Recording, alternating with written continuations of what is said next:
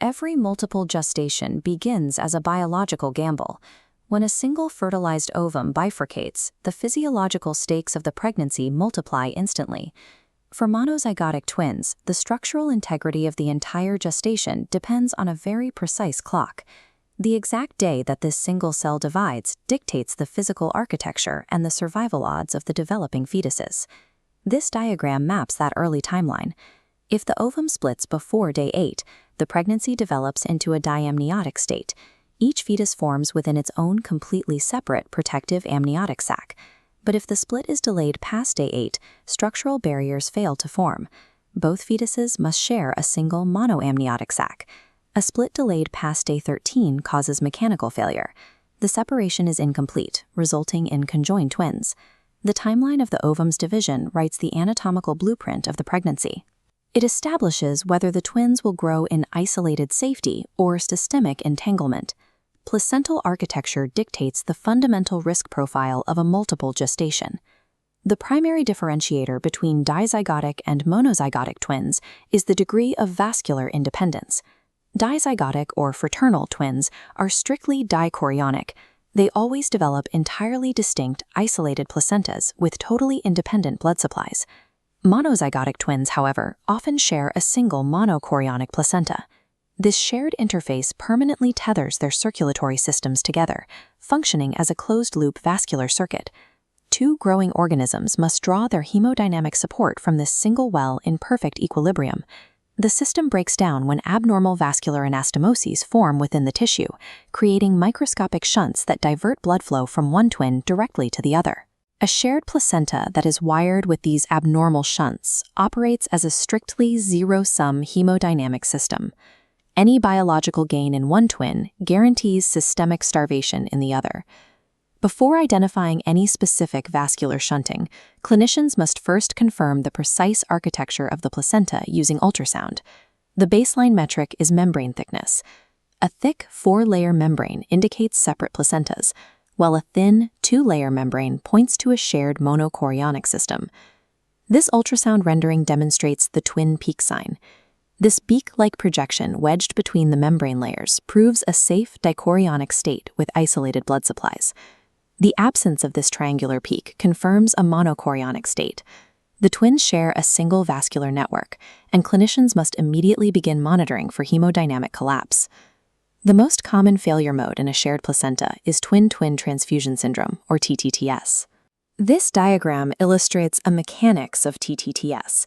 It is a gross mechanical volume shunt where raw fluid is disproportionately pumped from one twin into the other. This severe imbalance presents clinically as T-TOPS, twin oligohydramnios polyhydramnios sequence. The donor twin is rapidly depleted of amniotic fluid.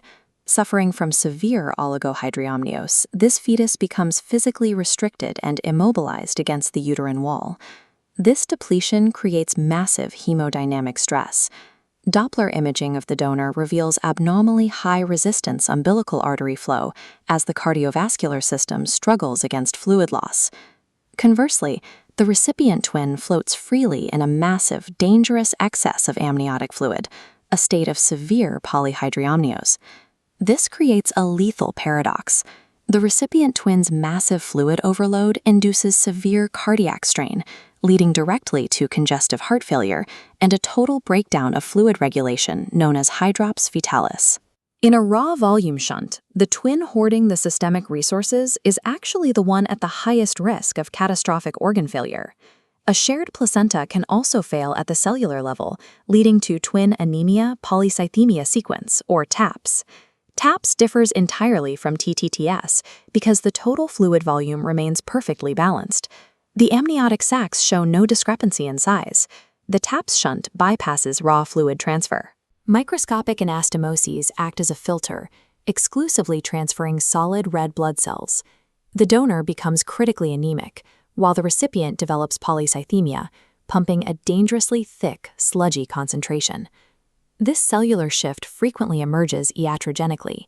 It is a known complication when surgeons perform incomplete laser ablation treatments, attempting to seal the vessels in TTTS. Because standard ultrasounds show no visible fluid discrepancy, clinicians cannot rely on sac size to catch TAPS. They must measure blood flow directly in the brain using middle cerebral artery Dopplers. The precise diagnostic marker for TAPS is an elevated peak systolic velocity in the anemic twin's brain. The depleted twin's heart must pump significantly faster to compensate for the lack of oxygen-carrying cells. TAPS proves the extreme fragility of a shared placenta. The system can maintain perfect fluid equilibrium while entirely destabilizing the cellular distribution required to keep both twins alive. The most structurally grotesque variant of monochorionic pathology is twin reversed arterial perfusion, or TRAP sequence. TRAP sequence is defined by the formation of an acardiac parasitic twin. This fetus completely fails to develop a heart, an upper torso, or a brain.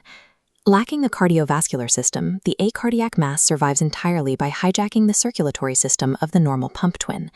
This creates a unique signature, retrograde perfusion. Umbilical artery flow moves backward, traveling strictly toward the mass instead of the placenta. This places an immense afterload on the healthy twin's heart. If the parasitic mass grows to exceed 70% of the pump twin's estimated weight, the strain induces complete cardiac arrest. TRAP represents the ultimate parasitic circuit. It mechanically forces a single fetal heart to perfuse the vascular beds of two entirely distinct bodies. Beyond specific shunt syndromes, any monochorionic gestation carries the overarching risk of sudden in utero fetal demise. When one twin dies, the shared zero-sum placental circuit instantly transitions from a resource network into a conduit for necrosis. This visual tracks twin embolization syndrome, the direct transfer of microthrombi and necrotic breakdown products from the deceased fetus straight into the living one. As necrotic material clogs the living vascular bed, it triggers sudden tissue ischemia and organ infarcts. Because the plumbing is permanently shared, the death of one twin acts as a direct, mechanically delivered biological strike against the survivor. To intercept these syndromes before total systemic collapse, clinicians must look past the basic measurements of a standard pregnancy. Standard gestational growth charts become dangerously inadequate when monitoring a monochorionic pregnancy, particularly in the third trimester. A 15% discrepancy in estimated fetal weight or abdominal circumference serves as an initial warning sign, but it cannot identify the underlying mechanical failure. Clinicians rely on this diagnostic matrix to differentiate the threat. TTTS is identified by unequal fluid volumes. TAPS is marked by a severe mismatch in red blood cell density, and TRAP is confirmed by reverse directional flow arrows on a Doppler ultrasound. Simple growth mismatches are merely superficial symptoms. The true threat to fetal survival is always a specific, definable flaw within the shared hemodynamic circuit. Monochorionic gestations force two distinct biological entities to balance their survival on a single fragile vascular connection. Precision imaging identifies the unseen placental architecture that binds the fetuses together.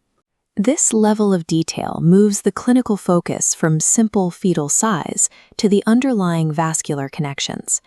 By identifying exactly whether a shunt is transferring pure fluid volume, concentrated hemoglobin, or massive cardiac afterload, clinicians transition from passive observers into precision engineers. In the strictly zero-sum system of a shared placenta, survival depends entirely on mapping, predicting, and interrupting the mechanics of the steel.